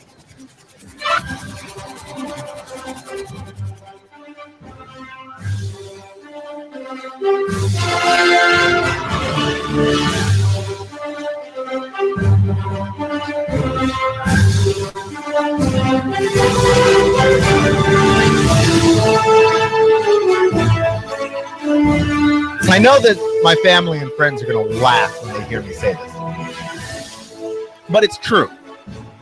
I'm an optimistic guy sometimes. And when I look at the NFL draft, I don't go around, poo-pooing guys. Like, I don't go around and say that guy's not going to be anything, that guy's not going to be anything, that guy's not going to be anything. Like, overwhelmingly, I tend to believe that guys can be really, really good. And the reason why I believe this, of course, is that I think that every year players are better and better and better and better. Sure, we're always going to have our busts. We're always going to have our guys that don't live up to expectations. I just don't think that that should be my default setting. Also, and I've said this multiple times, I'm not a scout. I'm not a GM. I don't need to be that pessimistic. I'm not putting up money on anything. I don't need to be optimistic in that way. So I can go around and go, yeah, this guy's going to be fine. This guy's going to be great, and what have you. But there's some guys in this draft that deeply, deeply concern me. And it's not an attitude thing. It's simply I watch them play. And I go back and I watch video, and sometimes I'm just simply not impressed. Sometimes I go back and I watch video and right? And so I have a number of opinions on these things, and some people sure might call them hot takes. I wouldn't say they're hot takes because I believe them. I'm not just saying this to just light the world on fire. But honestly, I am worried about a guy like Myles Garrett. Myles Garrett worries me. He strongly worries me. He's a guy who went to go to an interview, saw that there was a critic of his there, and decided, I'm not going to do the interview. That's scared to me. I don't want scared my defensive linemen. Right? Like, there are certain players I don't want scared there. Right? Like wide receiver, you can be scared as a wide receiver. It's not preferable, but you can be scared as a wide receiver. That's fine. I mean, it wouldn't be ideal. That's not a first rounder to me. But at no point in the draft, first, third, sixth, will I draft a defensive lineman that I think he's scared. Either scared of the other team, scared of criticism, scared. I don't do scared in defensive linemen. I don't do scared in linemen of any kind. Gonna need a guy that's angry. Gonna need a guy that fights. Oh no, this guy criticized me once. I don't want that negativity in my life. I'm just not gonna do the interview. No. And the man was gonna pitch you a softball question because he was on Mike and Mike. They don't do tough questions at Mike and Mike. Just show up, do the interview, move on. This is a non-story, a non-issue. That's a red flag to me, as well as the sack production in the SEC, which, there are plenty of arguments, right? Like, this is a big guy. Spread offenses in college football, make it so that you don't necessarily get to rest. You're always going through no huddle stuff. It's going to be hard to get a very high level of production in college. I understand that. But at the same time, I look at your contemporaries in this same draft. I'm not talking about guys playing in the way that it used to be. I'm talking about guys in this same draft that managed to have a pretty decently high level of production, specifically Derek Barnett, who is the guy that plays the same position that you play. I would rather have Derek Barnett. He's strong. He got 33 tackles and 19 sacks in 2 seasons. He's an incredible run defender also. And those are all the questions I have about Myles Garrett. How good is Myles Garrett at defending the run? I'm not sure, right? Booger McFarland said, look, I'd run right at him. Run right at Myles Garrett because I don't know if he can stop the run. It's tough. It's tough, but those are the criticisms that are out there. I'm worried about Myles Garrett. Like, if I'm a team that has to take him number 1, if I'm the Cleveland Browns, I'm not going to lie. I try and trade out of that pick. Not because I don't like Myles Garrett, the person. I just think that's a risky pick. I'd rather rack up more picks because I think this first round is loaded. I'd rather have more picks than have that one pick. I don't think Myles Garrett makes you that much better of a football team. And specifically, I have so many questions about him. I just don't know. I am very worried about Myles Garrett. He's just that guy for me. I'm worried about Leonard Fournette. And you guys know that I love Leonard Fournette. This is not I think Leonard Fournette's going to be a really good football player. That's what my inner optimist is saying about Leonard Fournette. But I do have some concerns about Leonard Fournette. Leonard Fournette is a guy that I don't think he lived up to everything that he could be at LSU because of the injuries. Granted, last season, he didn't play as well as he could have played because he had a nagging ankle injury, and that dude played through it, which to me speaks to a lot of his heart and speaks to a lot of his character. But I'm going to need to see Leonard Fournette get healthy and stay healthy. But can Leonard Fournette give you something that other running backs can't? Absolutely. Absolutely. Now, I was listening to The Herd with Colin Cowherd earlier today. He appears on this very station, right? From noon to 3, The Herd with Colin Cowherd. And he's gone on and he said that, Adrian Peterson is the the Russell Westbrook of the NFL? I wouldn't go that far, right? Like, when you choose to have all your own possessions in basketball, you choose that. When Russell Westbrook takes a lot of shots, when Russell Westbrook is selfish with the basketball, he chose that. When you give Adrian Peterson the ball a ton, he didn't choose that. He didn't call his own number. The coach chose that, right? Like, Adrian Peterson's not the one calling the plays, but he isn't as useful a player as they used to be. But running backs are not dead. Running backs matter, right? Just like we're finding out that big men still matter in that Washington-Atlanta series. I think in the NFL, what we're learning when we look at all the running backs that we seem to like in this draft, and we're talking Leonard Fournette, and we're talking Christian McCaffrey, we're talking Dalvin Cook, when we look at all the running backs that we like, we're finding out the running back position, it's not dead. There's still room and need for those guys. And when you look at the fact that, Marshawn Lynch is trying to come back into the NFL, and he's making such a huge splash trying to come back into the NFL because the running back position still matters. It's just the specific kind of running back that we need. You need a guy that can absolutely pick up extra first downs, give you longer possessions with the ball. Guys that make big plays in big moments can help you score on the goal line, right? Like, that's what you need. And that's what Leonard Fournette can give you when Leonard Fournette is healthy. That's just the question there. But Marshawn Lynch left the Seahawks. Seahawks haven't been the same. The Seahawks have not been the same. If Leonard Fournette can give a Marshawn Lynch-like impact to a team that's on the bubble, I can't imagine that that's a bad thing. I just worry about Leonard Fournette's health. I don't know if he can stay healthy, and I don't know if he can stay on the field. Cam Robinson from Alabama. He's a guy that I worry about, right? He is an offensive tackle, but I can't imagine that Cam Robinson ends up staying a tackle his entire career. To me, right? He's got bad feet. His footwork is terrible. And I say this completely as a layman. I'm not a scout, but when I watch him, he doesn't get leverage really well. And also, I believe his measurables, his arms were short for a tackle. Like, you usually like tackles to have long arms, sort of keep defenders at bay. So you've got bad leverage and short arms. I don't necessarily know that your future is offensive tackle. I do think he could probably be worth ultimately the first round pick, but I think that he winds up playing guard eventually, right? Like it feels that way. He's big, he's strong, he's fast, but when you have bad feet and short arms, your future is guard. Your future is not tackle. And if I'm drafting in the first round an offensive lineman, usually what I want is a tackle. But there were times where Cam Robinson got beat, and he got beat just out of just bad leverage and bad control. Right? Just a complete. Derek Barnett. I have worries about Derek Barnett. Right?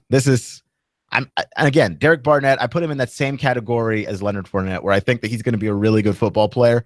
These are just some of the things that bother me about Derek Barnett, which is just one thing, really. He doesn't have a ton of moves. He's a very powerful guy. Derek Barnett can run around, through, and over people with the best of them. He just doesn't have a wide array of moves, which, again, is not a big problem because it tends to be a very fixable problem. It's a fixable problem. It's a very, very fixable problem, right? Like Derek Barnett to me is a guy like that you can learn to have moves, but there's some players in this league they never really learn it, right? Like I look at Brian Orakpo over at Tennessee with the Titans.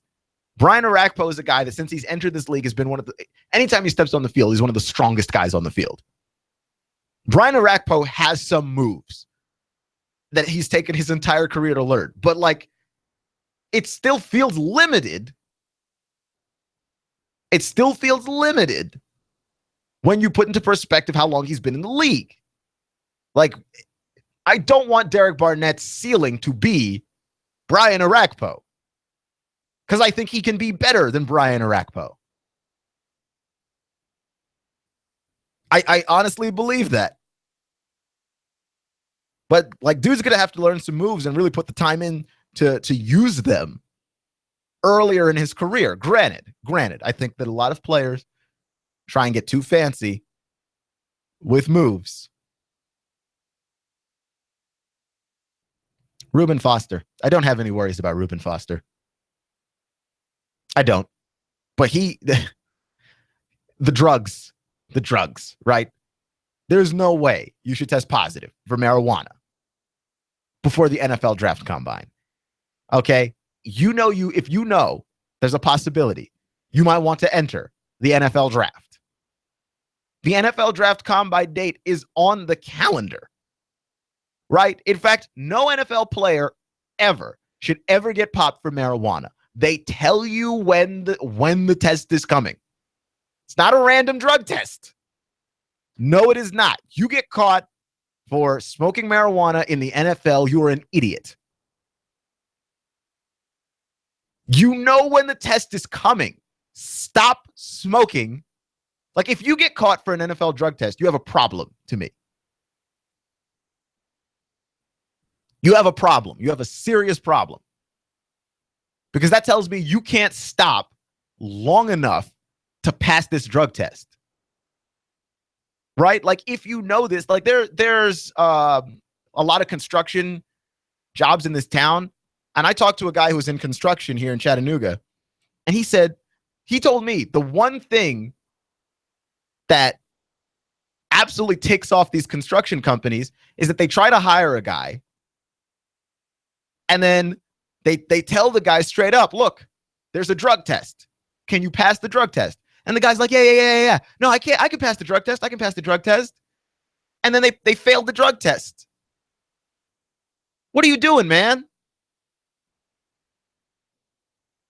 You know, the guy's asking you, can you pass this drug test? Look, it's not going to hurt you if you say no and come back later when you can pass it. Okay? It's a construction job. They need bodies. Go ahead, get it out of your system and come back. Don't waste everybody's time trying to pass a drug test you know you can't pass. Let that stuff pass out of your system, man. What are you doing? What on earth are you doing? I don't understand. When you know when the test is, how on earth are you failing? Right? Like I've had a couple of jobs where I've had a drug test and I didn't know that they tested. It just caught me off guard. Like, oh, wow, really? I'm glad I don't do drugs then. But like when the guy is asking you, can you pass a drug test? Don't lie to him. Don't lie to him. And that's what my worry is with Reuben Foster. Nothing athletic, really, that I worry about. It's that you knew when the NFL draft combine was. You have to know that they drug test you at the NFL draft combine. How did you fail a drug test? How did you test positive for marijuana on a date that you can mark on your calendar? It's not possible unless you have a problem. And so Reuben Foster might have a problem. But, some team's going to draft him at a bargain because that dude's incredibly good. Word on the street, by the way, is the Washington Redskins really want Reuben Foster. Like, really, really want Reuben Foster. He fits basically everything that they do, and they are so happy.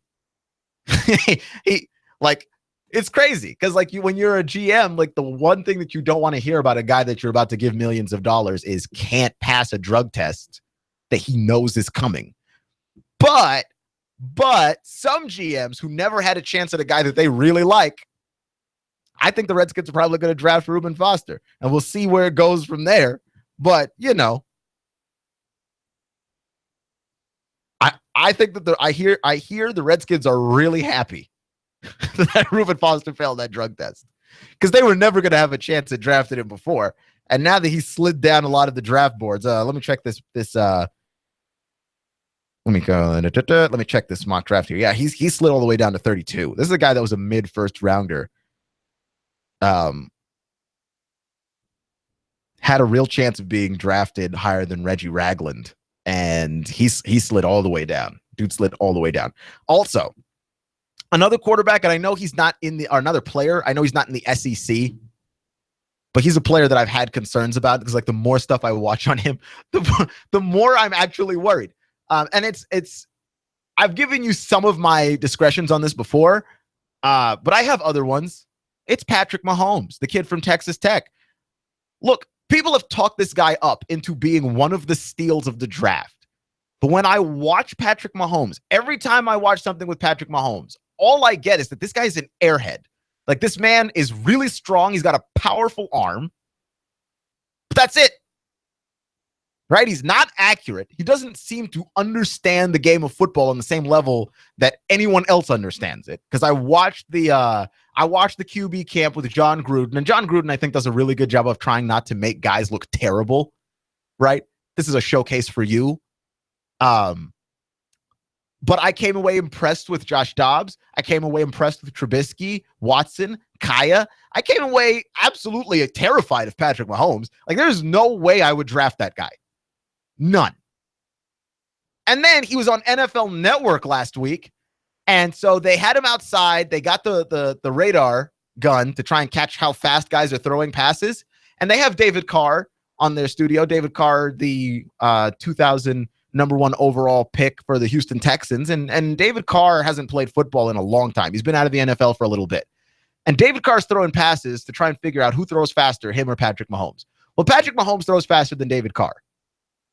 Right? Like, David Carr was throwing and he was hitting on at 56, 57 miles per hour. Patrick Mahomes, I think, topped out at 62 miles an hour. So he's throwing faster than David Carr. But here's the thing. They were throwing a pass to another NFL Network guy 10 yards away.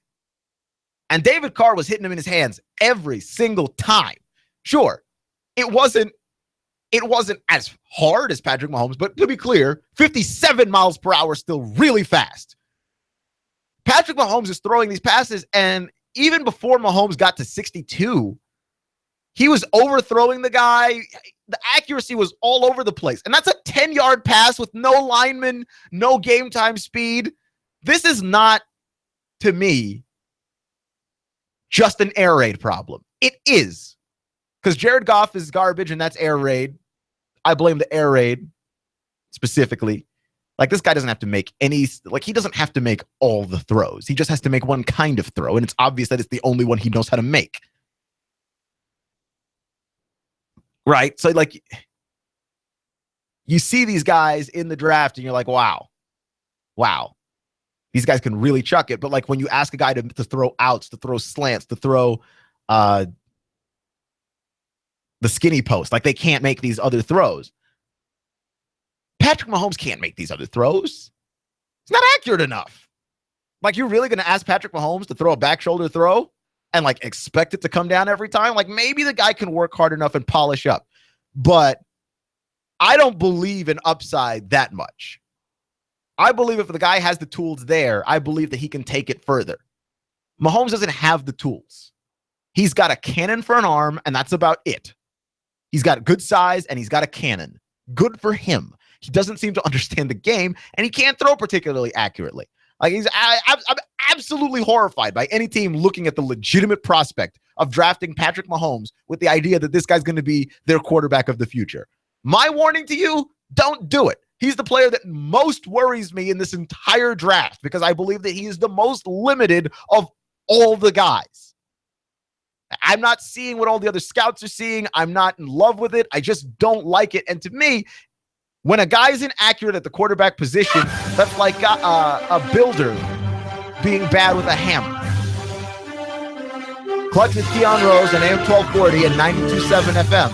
Thanks for listening, folks. Remember, by the way, it's not how you start, it's how you finish. Stay clutch. And I'll see you in 24 hours.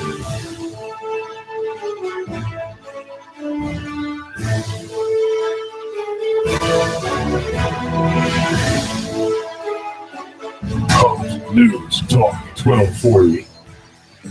Mark Truex Jr. is off the pace and he is headed to the pit lane. Elliott Powers around the outside. Michael McDowell pops a right front tire. Here's Martin Truex to the bottom. Blaney blocks him off too. Meanwhile, Chase Elliott went 4 wide on the back straightaway. They're side by side for the lead. Hear it live on Chattanooga's official NASCAR radio station. Fox News Talk 1240. The voice of NASCAR. What? Oh no, I can't believe my phone screen is cracked. I cracked it.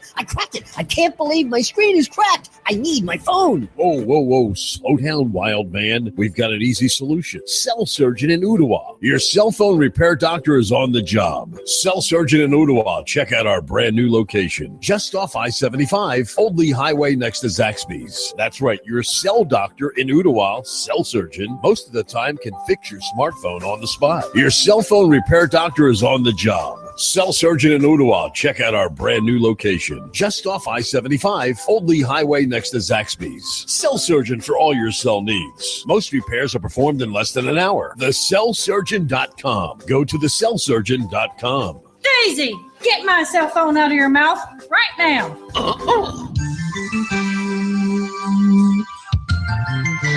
Competent, kind, caring, knowledgeable, experienced, great listener, great negotiator, in touch, accessible. If these are the characteristics you want and need in a realtor, you want and need Thomas DeMoss of Keller Williams Realty. Thomas is a very gifted realtor who puts the client's needs first. Whether you're buying or selling a home, Thomas is the realtor of choice. Thomas will help and guide you through each step of this very important process. For many of us, the purchase of a home is one of our largest investments and most important family and financial decision. Let Thomas use his 10 years of experience in the Chattanooga real estate market to give you the advantage you need when buying or selling a home. Buying a house? Thomas can help you navigate the emotional and somewhat anxious process of buying a home. For those of you who want to sell a house, Thomas uses his marketing and negotiating experience to help you sell your home for top dollar. Thomas is a local resident, raising his family here in Hamilton County. He knows the area very well. For many agents, real estate is a job. With Thomas DeMoss, it's a passion and what he loves to do. Call Thomas today for a no-obligation consultation. He makes the process as simple as possible. Call 423-364-0028 and visit his website, northriverpropertygroup.com.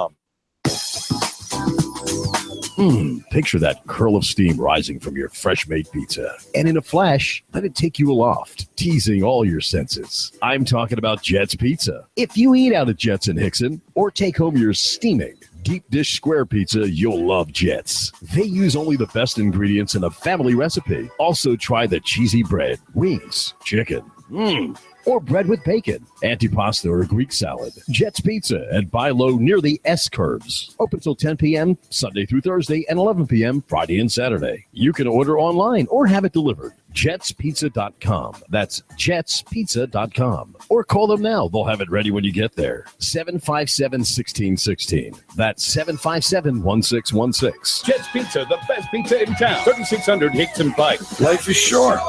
Eat better pizza. Let's get Jets. Final expenses, funeral cost, cemetery lots, unpaid medical bills, probate cost, debts. Debts are due and payable upon death of debtor. Will these costs produce a burden and hardship on your loved ones? Who will be responsible? How will they handle them? These costs can total many thousands of dollars, only compounded greater with the grief of losing a family member. A safe and secure way to provide for these costs is with an affordable life insurance from Covenant Group Insurance and Financial Services. Covenant Group is a local company with local agents. Covenant Group still makes house calls. Covenant Group only represents A-rated companies. With many options to offer, Covenant Group can accommodate almost any budget. Great discounts for good health and plans available for impaired risk. Call today for a free, no-obligation consultation in the convenience of your home.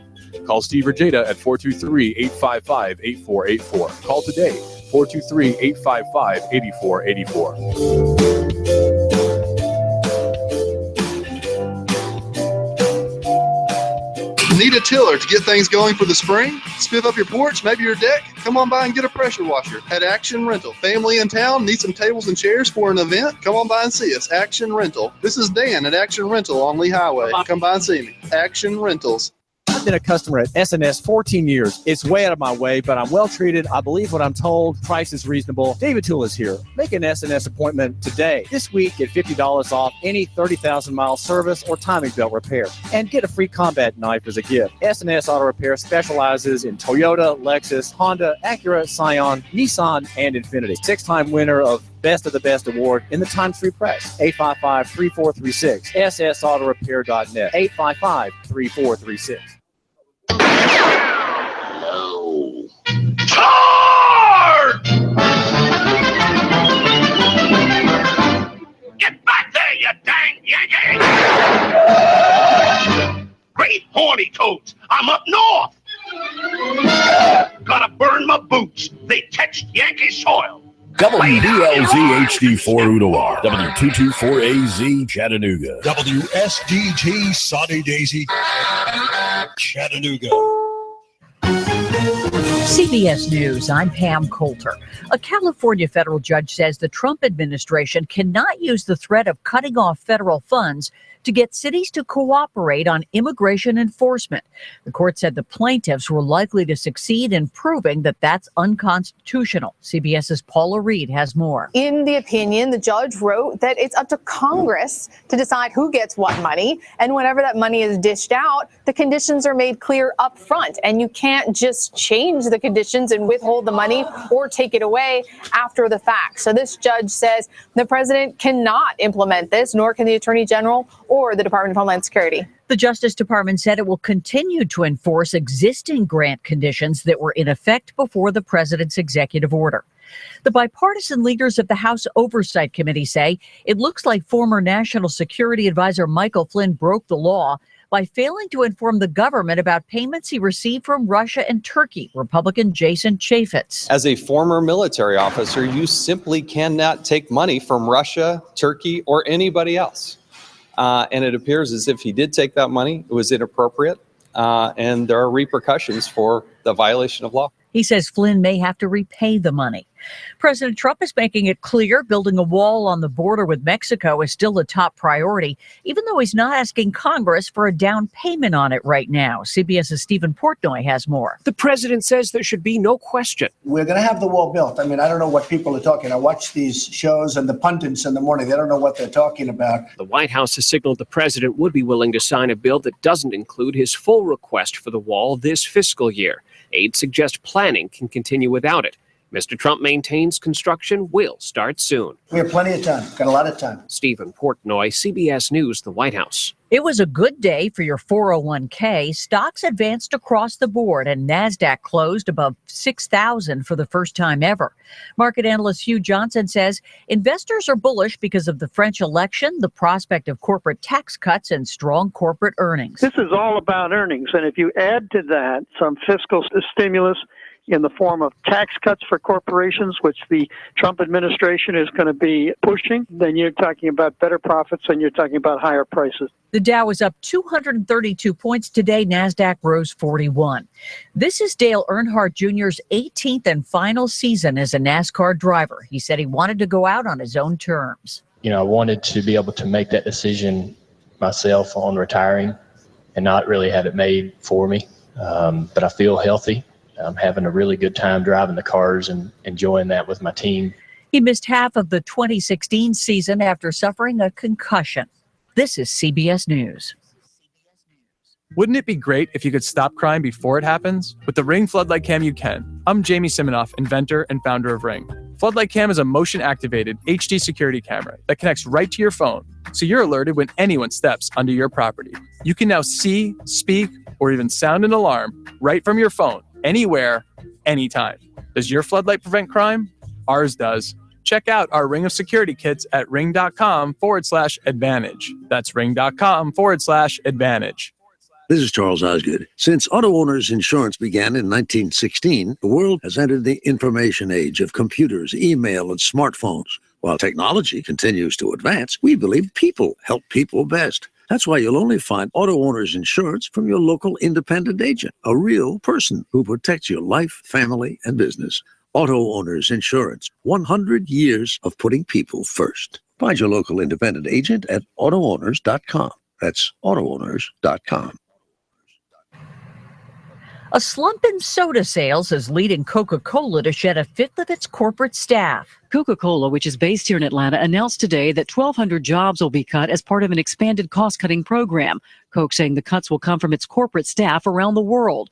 Globally, overall, sales have been flat with a drop in soda sales and an increase in water, enhanced water, and sports drinks. The company now plans to focus on becoming a total beverage company, meaning it will more aggressively focus on drinks other than sodas to reflect the changing taste of Americans and those abroad. Sabrina Cupid for CBS News, Atlanta.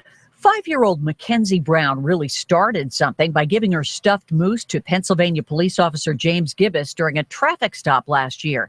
She said she wanted him to have Mr. Moosey to help keep him safe. The toy's become something of a traveling talisman, having made its way to police and firefighters in at least 6 states, including Illinois, New Hampshire, and now Ohio. Pam Coulter, CBS News.